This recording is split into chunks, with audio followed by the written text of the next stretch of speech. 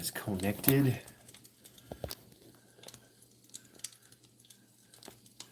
Oh, he's just a little tricky. Oh, he's just a little tricky. Let's see. Got some. I think you guys are there, but got to check the camera. The camera.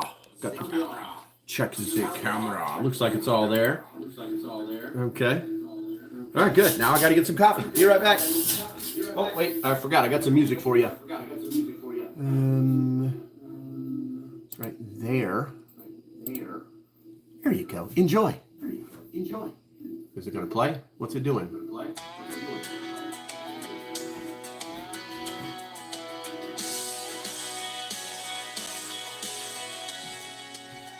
Down in the dirt, building my dome. Concrete walls, yeah, it's my home. Stockpile stacked with rations tight. Prep for the dark, we'll light the fight. 4-H the woods, take what I need. Off-grid living, no time for greed. Barter goods in the shadow shade. Tactical steps in plans I laid. Back to the bunker where the truth won't bend. Water and food where the road might end.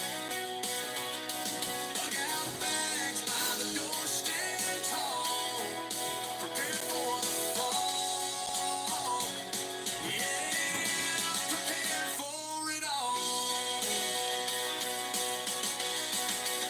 Generators hum, a comforting sound. Blackout nights when chaos surrounds. Seeds in jars, yeah, we're growing life. Homesteading strong in a time of strife. No high-tech wires, no empty road. Resilience beats the world unknown. Hands in the soil, hearts in the fight. Staying ready every day, every night. Back to the bunker where the truth won't bend. Water and food where the road might end. Bug out bags by the door, stand tall. Prepare for the fall. Yeah, prepare for it all.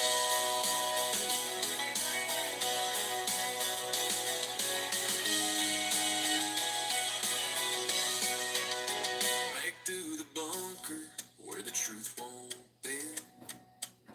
Water and food where the road might end. Bug out bags by the door, stand tall. Prepare for the fall. Yeah, prepare for it all.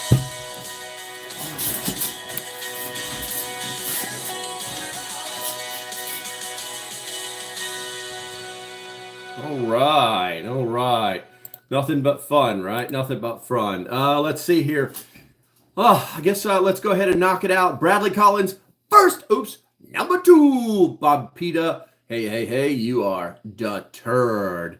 What's up, Poops? Just missed you on Tuesday. You guys are talking to each other. Rose is in the house. Good to see you. Debbie Chandler. Who else we got in here? Pilgrim showed up. Obviously, people will show up here and there. I honestly have, because I have the camera turned that way, I have no way to tell how many people are in here. So it doesn't really matter to me. Oh, it's been such a day. It was funny, too, because nobody even got close to guessing. What's up, Ra? Good to see you. No one came even close to guessing what my side gig is, which was kind of funny. Okay, so I got kind of inspired here. I was watching a couple of the streams, and it's ironic that this subject is it's kind of permeated the prepper sphere. Basically, what about the fall of America and how will it come about? And I want to look at it more from the preparedness side than like the geopolitical or anything like that. Also, there's a little bit of fire and brimstone in this entire subject too. So, it is kind of interesting. I've also noticed too that not only did somebody do a live stream about this yesterday, but there's another friend of mine who does live streams in the preparedness space, and he plans on doing the same title. He'll probably talk about more about like America destroying Europe, but he's got the same title and everything. Well, it's not the same title, but it's similar. It's a similar area, space, thought to speak about. And he's got one that's going on. I think it's like around 5 o'clock tonight, our time, USA, because he's over in the UK. So let's see here. Cecil says, hey, I love your vids. Thank you. Appreciate you, bro. What do we got? Smash that like button. Thank you, Bradley. All those thumbs up, they do help. They help the cause. They help the cause. Let's see here. We're here to be here. Cecil's typing lots of stuff. Bradley said, I said you wouldn't tell us if you were right when we did guess it right, but no one has guessed it right. What's up, Cecil? Do you need attention, Cecil? Do you need me to like rub the top of your head and tell you the world's going to be okay? I'm not sure what you're doing, welcome one civilian. Okay. Let's see here. Debbie Pilgrim. My name is Daisy. Gotcha. Cecilia. There we go. Cecilia. Okay. It's going to be really hard to remember your name is Daisy. Okay. I only know one Daisy. Yeah, I only know one Daisy, and I seriously doubt that you are her. But at least I know you're her now. Cecilia de la Cruz. It's kind of a cool name. All right. So I'm pretty sure we got enough people here to get started. If you're new to the stream, make sure one, that you subscribe, and two, that if you want to talk about something, you put it in the chat. And Daisy Duke. No, I actually know a real girl named Daisy.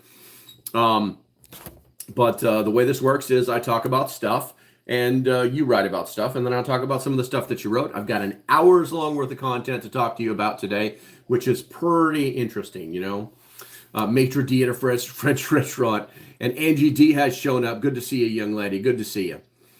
Little Abner's wife. All right. So the bottom line is this. We're going to have basically a discussion. We're going to have like an adult conversation about things that are happening and how they relate to us, and in the prepper sphere, how we should be reacting to these things. It's going to be based on logic, a little bit of biblical time stuff, some geopolitical stuff. But the bottom line is that this discussion is going to explore preparing for a potential collapse of the American empire. Now, framed as a thought experiment rather than a definitive prediction. Now, drawing on biblical references, which are always very interesting. If you haven't read the book, you probably should, because it's the #1 selling book in the world since ever. Anyway, what we're going to do is we're going to draw on some biblical references, some historical patterns, and practical preparedness strategies.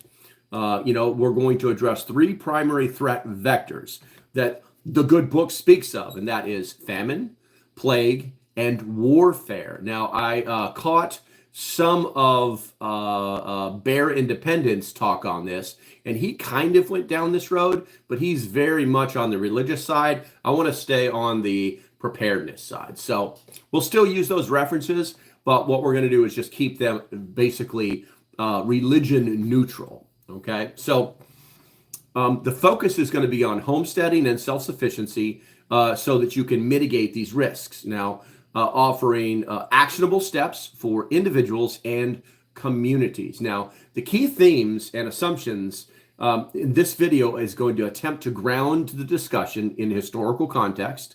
We're going to cite Sir John Glubb's, The Fate of Empires, which suggests that empires only last about 250 years. Now, the United States, depending on its founding date, 1775, 1776, whichever one you want to pick, is nearing this threshold. Now, the Roman Empire, lasting 750 years, is noted for its 3 250-year phases, and this implies that the U.S. may be in a similar transition. While collapse is not deemed imminent, the world is not going to end. Don't burn your flags just yet. The Reds aren't attacking. It is a plausible scenario, giving declining basic services, security, commerce, safety, and stability. Now, from a non-religious perspective, historical patterns reveal three recurring threats to human societies, and those are famine, disease, and conflict. They're often preceded by environmental stressors like drought. These threats are interconnected.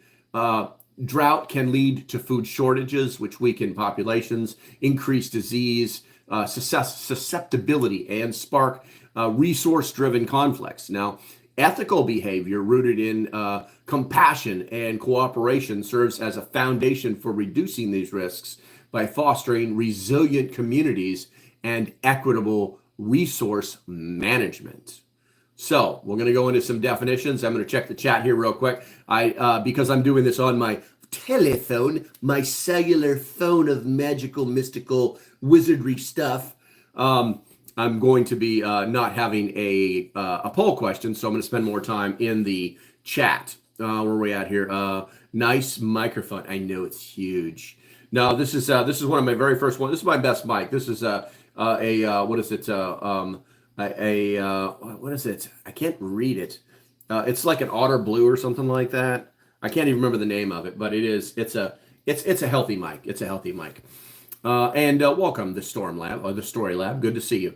You're hoping you're having a great day doing research. Wait, what about China? They've been around for 5,000 years. Yeah, but nobody counts them because the idea behind empires only lasting 250 years is about democracy. And since Rome started as a republic and ended as an empire, but still had democratic thoughts and rule, whereas the Chinese have been basically either socialists or imperial rule like forever. Yes, we all know about the Chinese, Bradley. Brad, it just shows up that force. It just shows that force can accomplish. It's true, man. History is a fickle mother. That is for sure. That is for sure. But anyway, yeah, I'm not. I'll be honest with you. I'm not down with the whole. Hey, it's been 250 years. Time for you guys to go. That's what all the history says. Because I just don't. I don't think that's possible in this day and age. You know what I'm saying? The disillusion of an entire country and society. It's just not possible in this day and age with technological advancements. I mean, the closest thing we've come to that is like renaming the Gulf of America. I mean, and that's just something on the map that nobody really owns. So, it is what it is. It is what it is. Hey, Catitude, good to see you. Good to see you. All right, gonna drink that hot coffee. So, collapse is defined as the complete loss of basic services like law enforcement, EMS, fire, security, personal and property safety, commerce, ability to trade, safety, environmental security, and stability, like economic, social, political stabilities. While the U.S. is not yet at this point, trends like underfunded emergency services and economic volatility suggest movement towards that. So in this discussion, we're going to present it in a way that assesses preparedness for a worst case scenario, not a prophecy. The goal is to remain self-sufficient in America, even if the empire declines, through practical homesteading and survival strategies. Now, preparedness strategies for famine, plague, and warfare, because these are the biblical terms that kind of go back and then they all connect to drought in some way, shape, or form. It's kind of like going back to the basics. You know what I'm saying? You need to look at these old biblical terms and think about them in a modern preparedness or prepper mindset. Let me give you an example. So famine, right? Famine is to address famine. The prepper or the preparer needs to be reminded that planning for 2,500 to 3,200 calories per day per person, basically 2 pounds of high caloric density food for a military aged male, somewhere between 15 and 45 years old, ensures sufficiency for household members. Foods like corn, rice, wheat, beans, and red meat average around 1,600 calories per pound. You're requiring about 100 or requiring about 750 pounds or 25 buckets per person annually. Ooh, let that one sink in right there. Now, bulk storage in Mylar bags or buckets ensures longevity, but once opened, supplementary products is going to be needed. Now, food production is emphasized, with suburban homesteading yielding about 40% of caloric needs through raised beds, chickens and or rabbits. Rural settings offer great potential, especially in mutual assistance groups, also known as MAGs. Now, focusing on tubers like potatoes or rutabaga, corn and beans for calories, with gardens for micronutrients. Now, urban and suburban areas consume more resources than they produce, making rural relocation ideal. A multi-year plan to relocate enhances food production capability. And now logistics include securing 3 to 5 gallons of water per person per day for drinking, cooking, sanitation, water, food, and security, from wells, rainwater, or even streams, with purification methods on hand. And obviously you're going to need fuel for cooking, and refrigeration is going to be critical to preserve that food. Now, with all that said, once again, I don't have a poll to go to, so I'm going to go to the chat and we'll talk there, guys. There's probably about a 13-second delay, so put whatever we've talked about that you want to talk about or comment on in the chat at this time.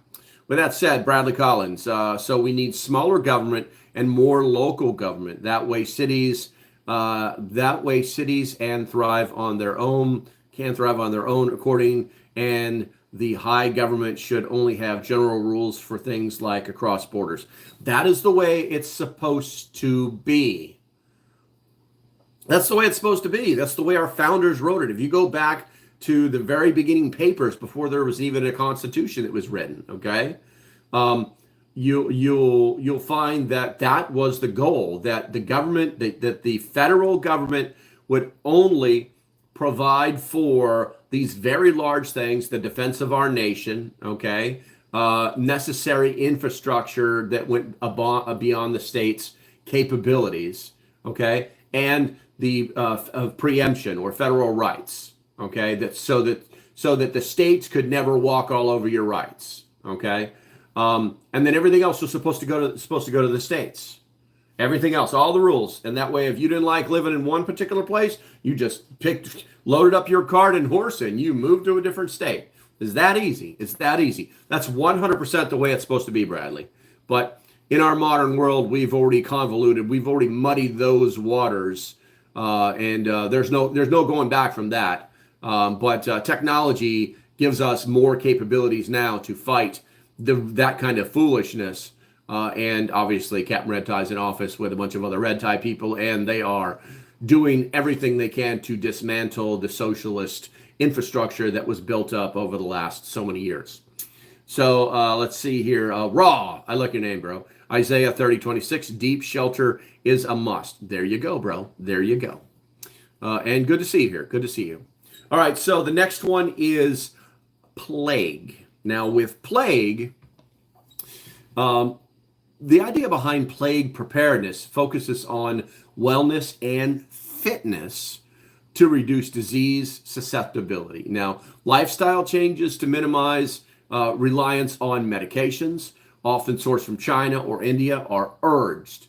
Given supply chain risks, given the current supply chain risks, physical training 3 to 6 times per week, walking, rucking, builds resilience for labor-intensive tasks. Now, that's obviously pushing it to the limits.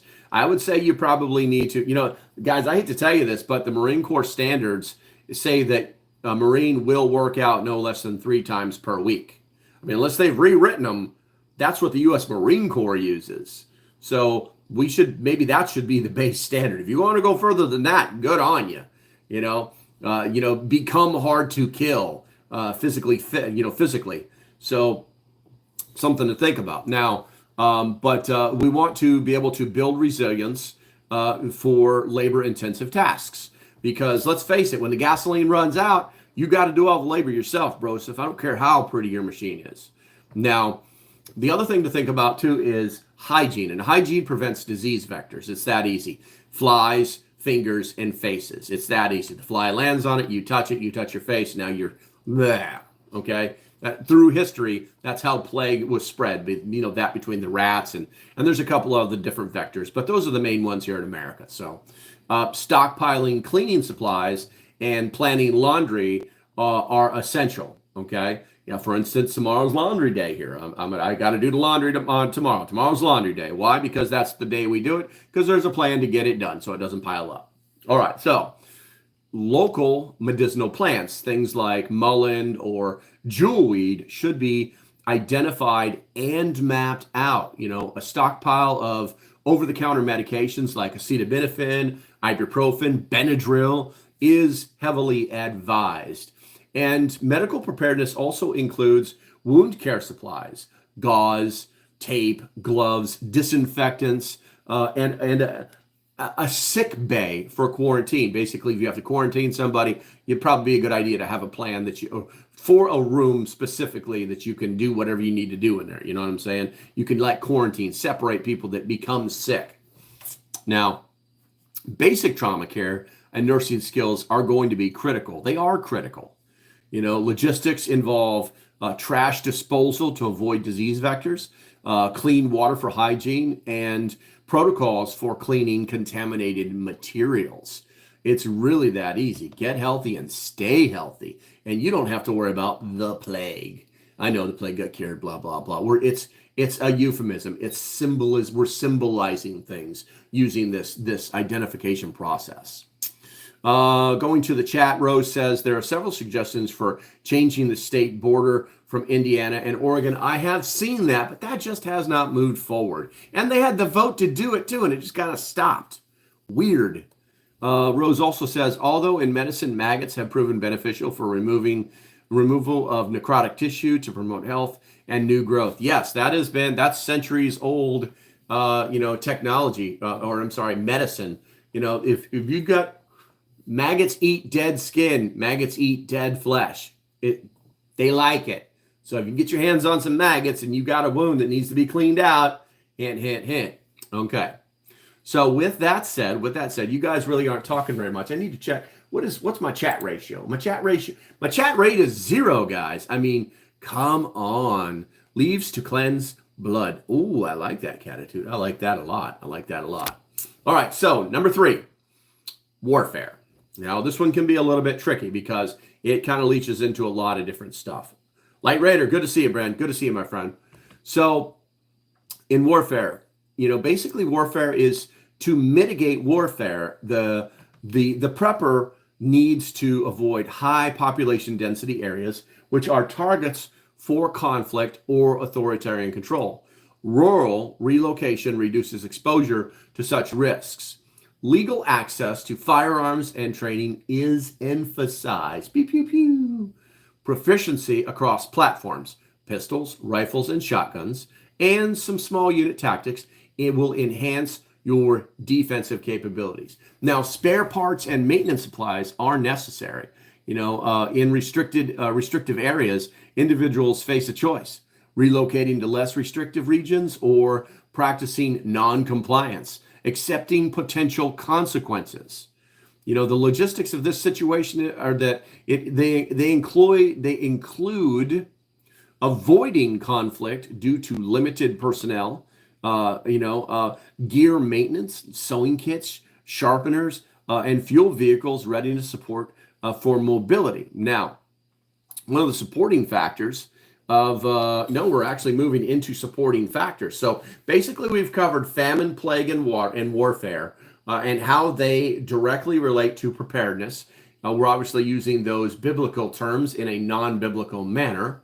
What do we got here? Angie G says, medical maggots helped save my leg in the hospital years ago. Yes, exactly. If there's an infection, it's superficial. They think that they can take care of it without doing a lot of crazy things. They will. They'll get those, those medical grade maggots, and they'll put them on your skin and let them go crazy. Rose says, sounds crazy, but is considered a sterile procedure done in surgery, maggot placement, count number impacted, and documented. So basically, they figure out how many maggots they're going to put in your inside your little body, your little sliced open piece there, and then they will actually like close it up, and then they'll open it back up after a few days and get all of the maggots out. We got to make sure we get all 26 of those bad boys out of there. That kind of things. Okay, it's a very real thing. And raw, clearly, it's like burp, burp. Does that emoji move? No, it does not. That'd be funny as hell if that emoji moved. Burp. All right, guys. Looks like we're moving up on the halfway point right here. If you're not familiar with this process, this technique, this procedure, pay attention because it's really simple. If you love your country, not your government. If you love your country, put a number 1 in the chat. Erica, I'm going to drink some coffee. I'm going to talk some smack. I'm going to read you some educational stuff because this is an official educational channel. Normally, I don't do this in the afternoon. Normally, I just scream and yell about the government, but I figured we'd throw it up. We change it up just a little bit today, okay? Also, guys, if you are known Benny 14 or B14, good to see you, bro. If you notice, there's a lot of people in here that have like little funny looking bricks next to their name. That's because they're members, and if you're not a member, you can't partake in the we'll just say membership has its privileges, and you might want to look at that. There's a link in the description, and once you're in, you're in. All right, let's see here. 107.9 The Below. I have not seen you forever, my friend. See, what's your current mood on Trump's second term so far, and are you getting more worried every day? No, I'm not. I'm not worried at all because I'm an adult. My dog. I'm sorry, dog. My dog. No, I'm not worried at all. It's actually getting better every day. And I think one of the things that we have to do is we have to, adulting is hard, and we have to continue to adult. If you're a parent, you know that you cannot stop being a parent. You can't just say, I'm not going to adult today, because bad things are going to happen. And so adulting is hard, and you have to let the man do the job. He's been hired to do a job. It's that easy. He's doing the job. He is, in the simplest political terms, he is keeping his promises. And you have to remember that everything that he does is a business negotiation. He's not a politician. He never has been. Everything is a business negotiation, and negotiations take time. It's like you never hear. So you got company A and you got company B, right? And company A has been like, they've been competing with company B for a little while. And then finally company B goes, you know what? We're going to do this and this and this. And they're like, whoa, no, you can't do that. That's really close to what we're doing. Well, hold on. We need to talk about this before things go any further. And so they come to a negotiating table and they negotiate things, right? And then if they don't like what's happening, maybe they go to court, someone wins, someone loses. But all of that same exact thing is happening right now here in our country. And what's really nasty about it is that in the business world, you never hear about this stuff. You know what I'm saying? Unless it's like, Google or Amazon or something like that, right? And even then it's like, whatever, dude. They got so much money, they can crap Tiffany cufflinks. They can poop kittens and no one will care, okay? Because it's a business. It doesn't matter. But here in America, we've got the media blowing everything out of proportion. Here's what I would say. If you're worried, maybe you need to turn the channel, or maybe you just need to turn whatever you're listening to off. Because if you're worried about what's happening so far, then you might have the problem, because the other 52% of the nation ain't got no problems. So I hope that answered your question. Really off subject. really off subject here, but you know, got to trust the process to get the prize. There you go. There you go. Let's see here. 107 says, yeah, I like what he's doing. My own friends are starting to turn on him by saying his tariffs are bad, but he's been talking about tariffs forever and they voted for it. I know, right? Listen, just tell them to grow the hell, just grow up. Just grow the hell up. Let the man do his job. You know what I'm saying? I mean, if you're on an airplane, okay, and things don't seem to be going right, do you stand up and go bang on the cabin door and demand to speak to the pilot? No, because you ain't in control. That's what you need to tell your friends.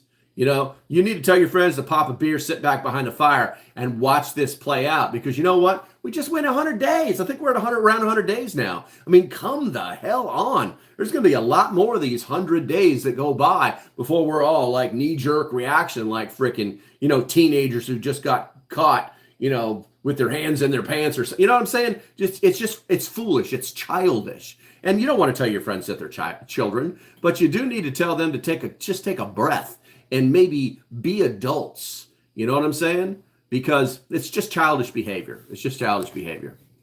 And if you need me to do it, tell them where my channel is. Tell them to pop in, tell them to run their suck, and I will be happy to square them away for you. All right, so let's go ahead and get back on point. We are halfway through. We're actually technically 1 minute over the halfway mark. All right, so the next thing we're going to talk about are some what they call supporting factors. Now, logistics is going to be critical. You know, there's a term, logistics win wars. It's very true. You know, if you can't feed your army can't fight, you're going to lose. It's that easy. It's that easy. So, you know, if you can't keep the Band-Aids on them, if you can't keep the wheels turning, you know what I'm saying? If you can't keep your army moving forward, you're going to die. So, you know, logistics wins wars. Now, preparedness requires sustaining food, water, medical care, and security. Key questions are going to include, like, you know, basically they call it the 5 W's, but it always ends up being like 6, okay? So who? And what you need to do, what we're going to do is we're going to define the group, you know, the family, the mag, the church, and their roles. And then what? You know, do you have a plan for 15-minute, 2-hour, or a 24-hour bug out? Like, how fast can you move? You know what I'm saying?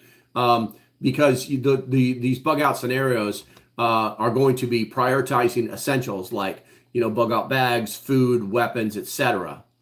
And then the when, you know, establish bug out indicators like, you know, 4 to 7 triggers, you know, leave, you know, that make you leave early to avoid the chaos. It's like, what are your bug out triggers? You know, most preppers don't even do that. Most preppers don't commit to, okay, these are going to be our triggers, and if this happens, we move. We initiate, you know, plan X-ray or whatever it is. You know what I'm saying? But most preppers don't do that. Most preppers just want to stack their cans and hope for the best. And that's not super smart. Even if your plan is to stay in place, you still need to have those bug out triggers established so that staying in place does not staying in place and dying. Or end up in the food lines, or end up in the camps, or whatever your big fears are. You know what I'm saying? But you know, establishing those triggers is very important so that you can leave early enough to avoid the chaos. Now, the next one is the where. You know, you want to identify nodes or waypoints, bug out location, and you might want to make those locations have pre-positioned supplies. You know, another one to do is the how, because that's not the 5 W's. Now we got the H's involved. They're just always trying to get involved in stuff, right? So how? Plan transportation. Is it going to be vehicles on foot? Navigation. Do you have paper maps? You know, maintenance for the vehicles or bicycles or whatever. And the fuel and the repairs, you know. Some examples include maintaining vehicles and trailers, securing multiple water sources, and managing trash discreetly. Looks like we've got a couple of things in here in the chat. And it's called Take a Chill Pill and Move On. And always try to watch and be observant of the area and have alternate routes in mind. Very true. Very true. All right, so I need some coffee. If you need some coffee, put a 1 in the chat. Here comes Worm. He might let me pick him up. What's up? Did you come? You coming here for attention? You coming here for some attention, buddy? Yeah, come here. I got you. Come here. Oh, you fuzzy bastard. Oh, worm. What you doing, buddy? You just gonna sit up here for a minute? Okay. You can sit up here. What are you getting down? And he's gone. All right. So, homesteading and self-sufficiency. How far are we? Are we halfway through this yet? Yeah, we're getting there. We're getting there. What's up, Ian? Good to see you, bro. So homesteading and self-sufficient. Now, suburban homesteading can produce about 40% of the calories on small lots using raised beds and livestock, but it faces challenges like visibility and noise. Rural homesteading offers a greater self-sufficiency, especially with mags. Now, some key practices are going to include growing high-calorie crops like tubers and corn, also raising animals, chickens and sheep, and rabbits if you're into it, and developing water and energy independence, should I say, and like you don't have to worry about where your water or your energy comes from, via like rainwater and solar. Now, mapping your local issues or your local resources is going to enhance your resilience, basically knowing where the stuff is. And not after stuff goes down, but like before the stuff goes down. All right? It's kind of important. It's kind of important. Now, what the analysis and observations that we're going to talk about now is this is kind of a holistic approach, blending physical, spiritual, and logistical preparedness. It is scalable, realistic, and proactive, emphasizing community cooperation. However, economic barriers, skill acquisition, and urban constraints, and a focus on firearms may pose challenges. The biblical framing motivates believers, but may not resonate universally. So current trends, emergency services are declining, economic instability, they all align with the broader concerns through specific claims require verification. And, some of the expanded recommendations for preparedness are very, very simple, very, very simple. I see the chat is dead. It says we're at a chat rate of 1, but it hasn't moved since Ian popped in. So you guys are not helping. You're not helping. Don't be slackers. Don't be such a slacker. So to prepare effectively, here are some recommendations, with some expanded details, kind of like a guide implementation. First things first, start small. Begin with a 30-day supply of food, 60 pounds per person, and basically water, 90 to 150 gallons per person. Choose affordable high-calorie foods like rice, beans, and oats. Purchase in bulk from wholesalers or co-ops to reduce costs. And store in a sealed bucket with oxygen absorbers for longevity. Also, stock basic medical supplies, including a wound care kit like gauze, tape, gloves, disinfectants. And the over-the-counter medications, like pain relievers, antihistamines. The dollar stores, now they're going to be the $1.50 store here shortly. The dollar stores, offer budget-friendly options for building a stockpile gradually. Also, learn one new skill this month, such as starting a container garden or like for herbs or tomatoes, or taking a free online first aid course. Incremental progress builds confidence and capability without overwhelming resources. It's just that easy. It's just that easy. Let's see here. Sorry, having lunch. LP is the man. What's up, Vegan Cookies? Good to see you, bro. Good to see you. All right. I'm going to I'm starting to get a headache. Starting to get a headache because I have so much other things to do today.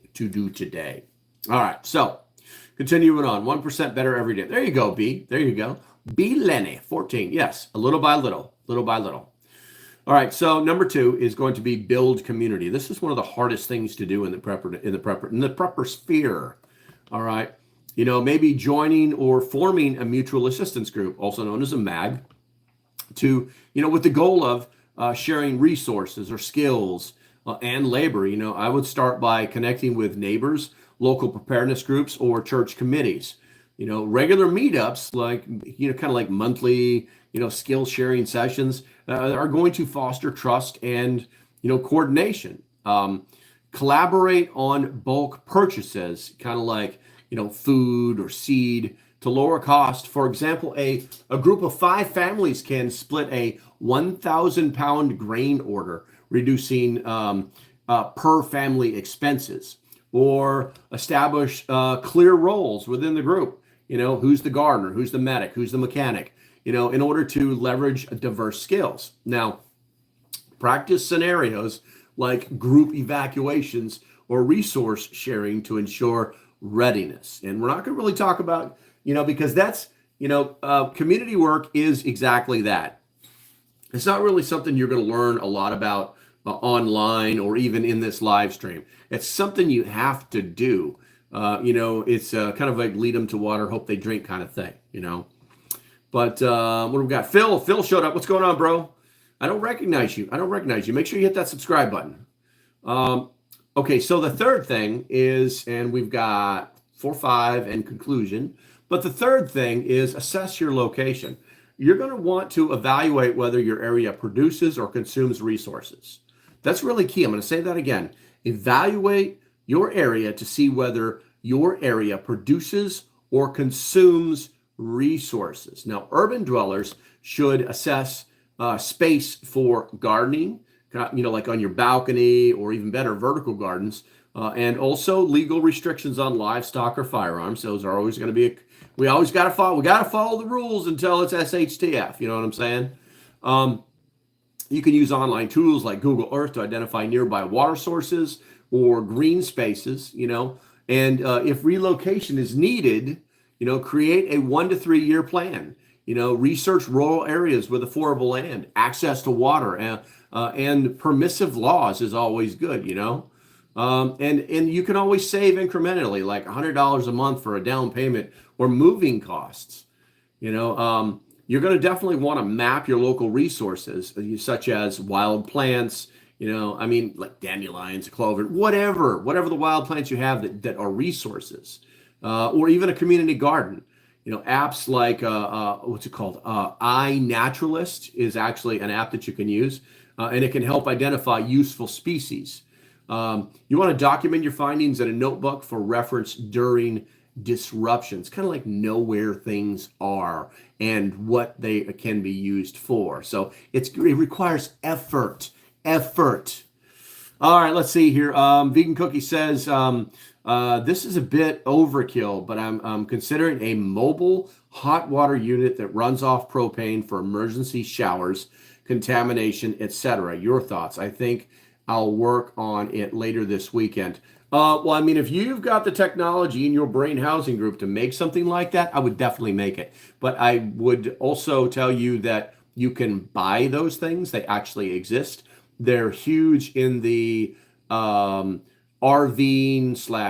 camping spectrum space. But they're when my son bought his property, they literally lived inside of one of those prefabbed sheds, those big long ones, I think like a 30 by 10, something like, or maybe it was a 20 by 10, something like that. And they had one of those heaters, and they who'd you get? Who won that? Who won that? Vegan Cookies Reviews, member for 1 month, Doomsday. Did you just become a member, Vegan Cookies? I thought you were already a member. Or did you give that to somebody? I can't tell. All I can see is what's on the screen here. Let me know. Let me know in the chat, because if you are, then we definitely got to do some talking to get you in the Discord. And if you are not, then I got to figure out who that ended up with. But anyway, so what he did was he got himself one of those old, like an old dolly, like you use for moving lots of boxes, one of the big dollies, the heavy ones, and he strapped it to the top, right? And then he put the propane tank down on the foot of the dolly, like if you were lifting something up, and then he strapped that to the dolly. And then he got himself some PVC, a shower head, and he ran it up to the top. And so you could push this shower around. It was pretty interesting. I can't remember if it required a battery or not, but he would have just strapped it onto that too. Yeah, and that's the way he lived like that for a year before his house was built. So yes, definitely. And those things make hot water like a mofo too. They really, really do. So, you know what? I need to check the Discord because I'm a little, yeah, hot shutter long term sounds awesome. Yeah, I mean, if you're in survival mode, you know what I'm saying, then you should definitely be vegan. Yeah, vegan cookies. Yeah, you're already. I'm confused. Vegan cookies good yesterday. Yeah, you're already a member. Did you? I don't understand what just happened. What did you like? I don't understand what happened. I'll talk to you about it later. Okay, so but yes, it's a great idea for a mobile shower. If you're just out on the homestead or whatever it may be, because literally it's just a device. Strap it onto a damn whatever's, and you've got a shower. You know what I'm saying? All right, so number four, train and equip. Now, I hate to say this. I don't know what's going on. Laugh out loud, hot shower though. Maybe change his level of membership. It might have been a renewal too, but because he's blue right now. I don't know if that. I think it may have just it just happened. You know what I'm saying? I'm not sure. But anyway, so train and equip. Now, I don't normally go down this path, but the reality is that we did talk about war, and so that means that it's probably a good idea for you to invest in a reliable firearm. You know. A 9mm pistol, an AR, an AR, or maybe even AK, depending on you. I don't recommend an AK unless you have trained with one, because carrying the ammo is significantly heavier. So just letting you know, and this is all going to be based on a budget and the local laws. Now, budget options like a used Glock or like a PSA rifle can be effective with proper maintenance, but attending monthly range sessions to build proficiency, starting with the basic safety and marksmanship, and then if you know how to make a hole, you need to know how to plug a hole, and you definitely need to enroll in a stop the bleed or take a stop the bleed course or equivalent, often free through hospitals or organizations like Refuge Medical. And it's not free there. You got to pay for it. It's about $99 unless you buy something else. And sometimes they'll they'll drop one on there. So refugemedical.com. Check that out. Use code LOCALPREPPER to save 15%. Shameless promotion. All right, let's see here. Practice applying tourniquets and pressure bandages at home using training kits or improvised materials. So if you buy a blue training tourniquet from Refuge Medical, it is still a real tourniquet. Just letting you know.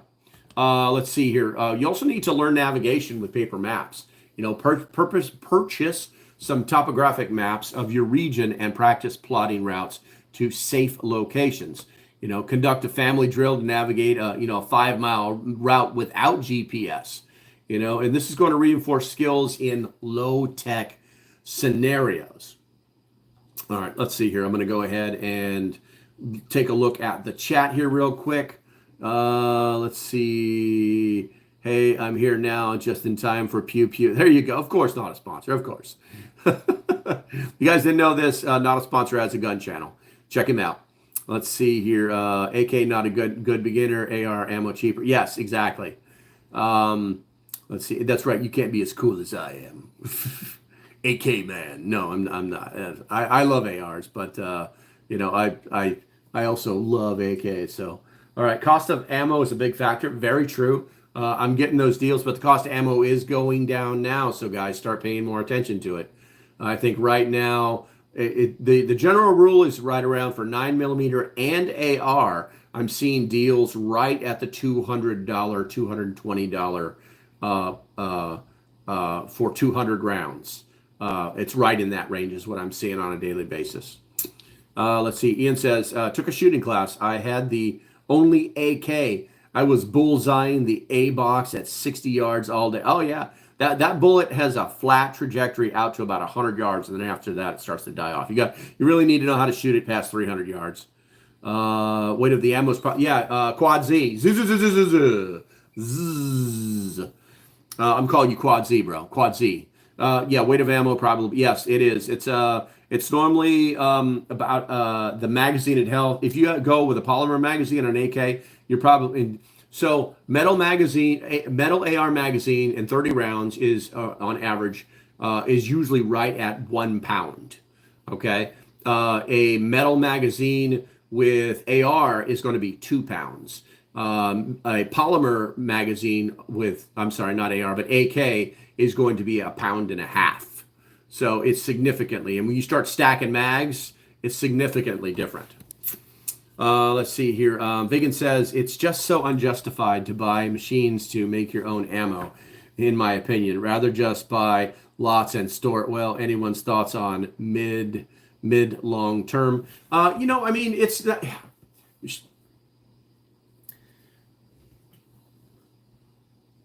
Making your own ammo is all about effort, okay? It's all about effort because in the long term, it's going to be cheaper. And here's why. Because you can reuse your casings several times, okay?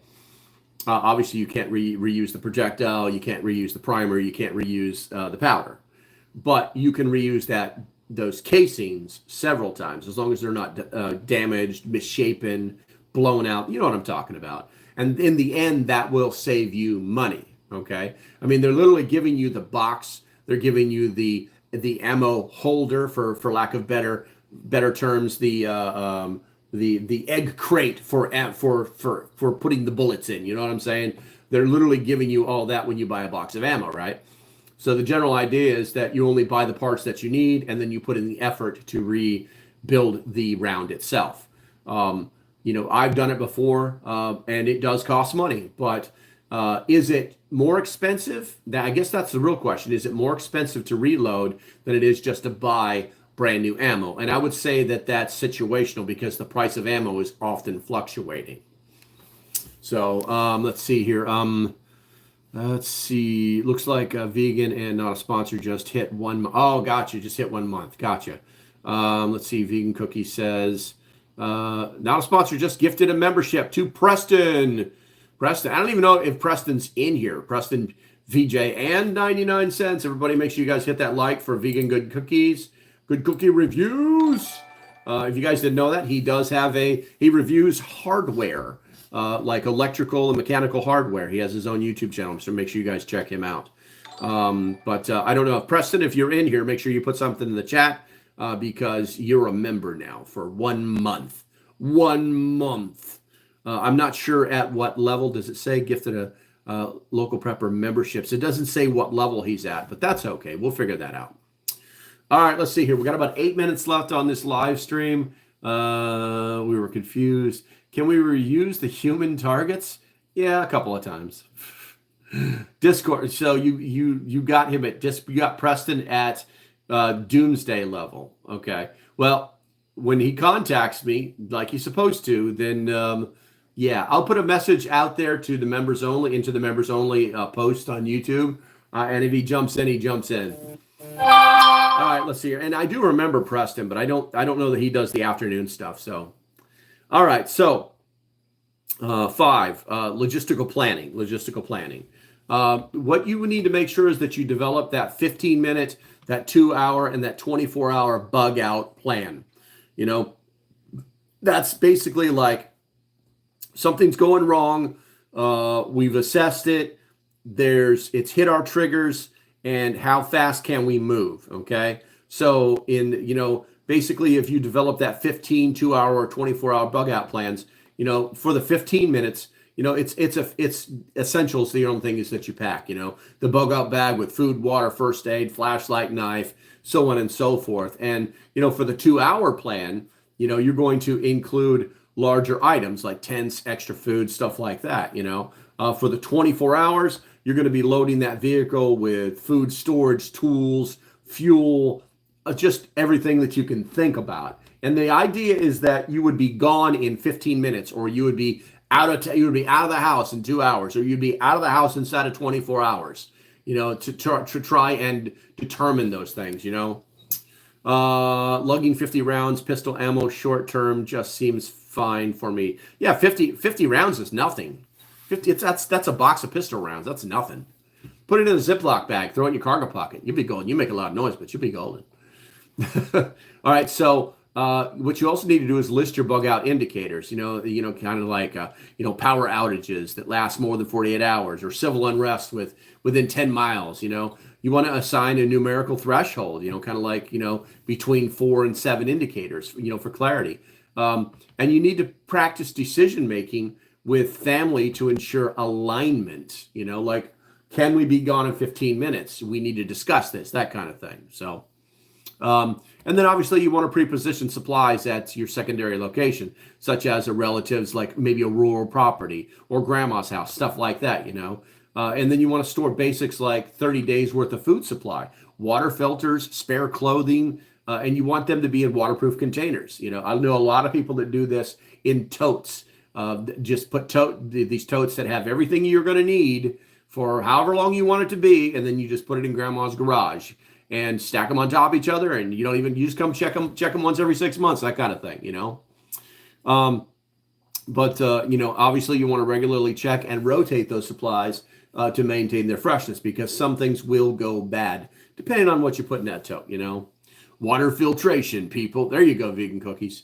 All right, so we are about out of time, but in conclusion, preparing for a potential collapse of the American empire involves addressing famine, plague, and warfare through food storage, wellness, defense, and logistics. Now, homesteading, whether suburban or rural, enhances self-sufficiency. It's going to be amplified by the community's cooperation.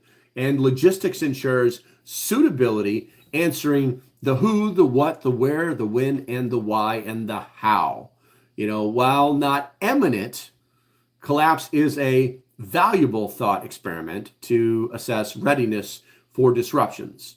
By starting small, building community, assessing locations, training, and planning logistics, individuals can build resilience for any crisis, from the natural disaster to societal upheaval.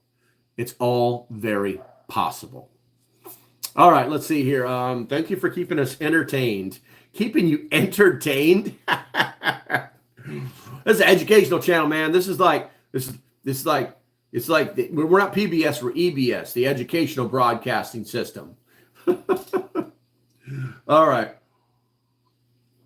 Let's see. I think that's going to be. I don't see any of you guys really posting very much. Honestly, no hat today. No hat todays, man. I only do that on Tuesdays and Thursdays.